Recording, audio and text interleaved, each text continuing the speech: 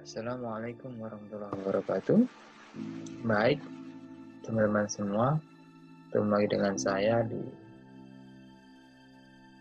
dalam rangka tugas dari peserta Latsar CPNS Puslatbang LAN KDUD Angkatan ke-12, dan hari ini akan membahas mengenai anti korupsi.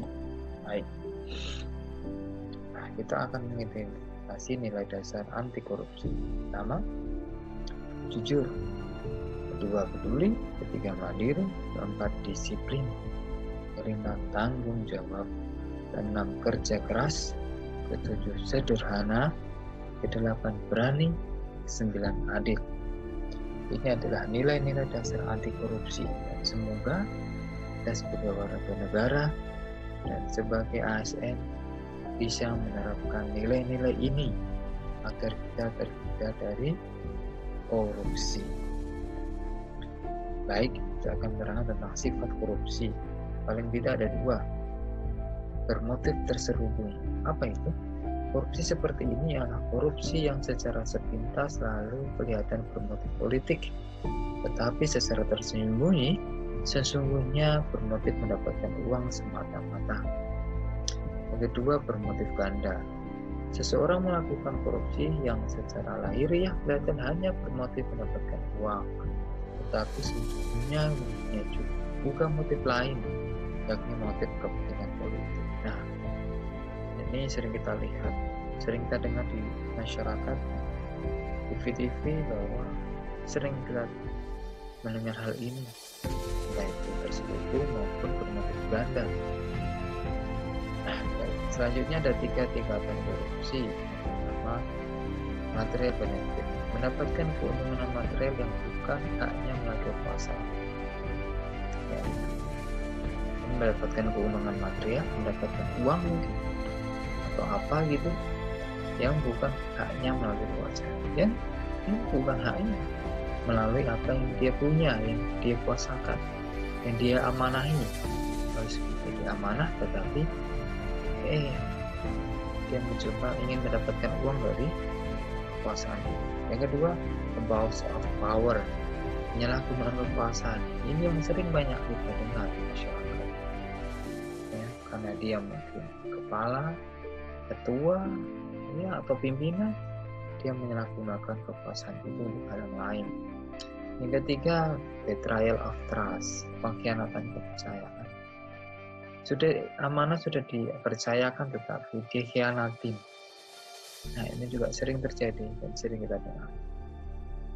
Kita akan mengerti jenis-jenis tindak pidana korupsi di dalam undang-undang. Yang pertama, terkait keuangan negara atau perekonomian negara.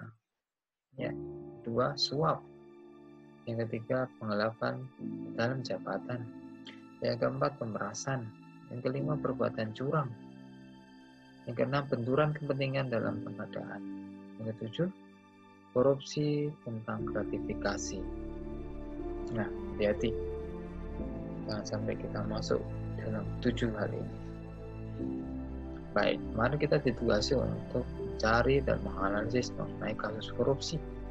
3 hal yang kita angkat adalah korupsi beras Bulog di Gorontalo, di mana pegawai Bulog yang di Gorontalo yang harusnya diamanahkan untuk menjaga beras Bulog untuk rakyat miskin, tetapi ternyata dia markup harganya akhirnya menjadi lebih tinggi, dan ini diketahui oleh masyarakat, dan akhirnya mereka melapor pada pihak-pihak yang berwajib, dan akhirnya ditelusuri dapat sekitar 5,8 miliar korupsi.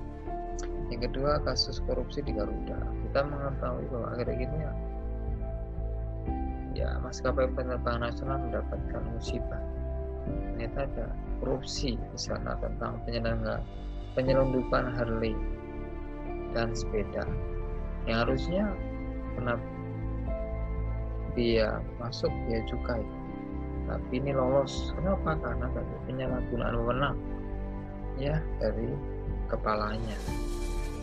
Yang ketiga, korupsi di Venezuela. Ya, negara kaya akan minyak tetapi ambruk ekonominya gara-gara banyak korupsi. banyak pencucian uang di sana. Dan kita tentunya tidak ingin negara kita seperti ini. Baik, itu teman-teman sekalian, semoga menjadi hikmah kita semua. Jangan sampai kita masuk di dalam lingkaran korupsi ini, dalam lingkaran setan ini, dan akhirnya kita jadi malu diri kita, dan nanti akhirnya kita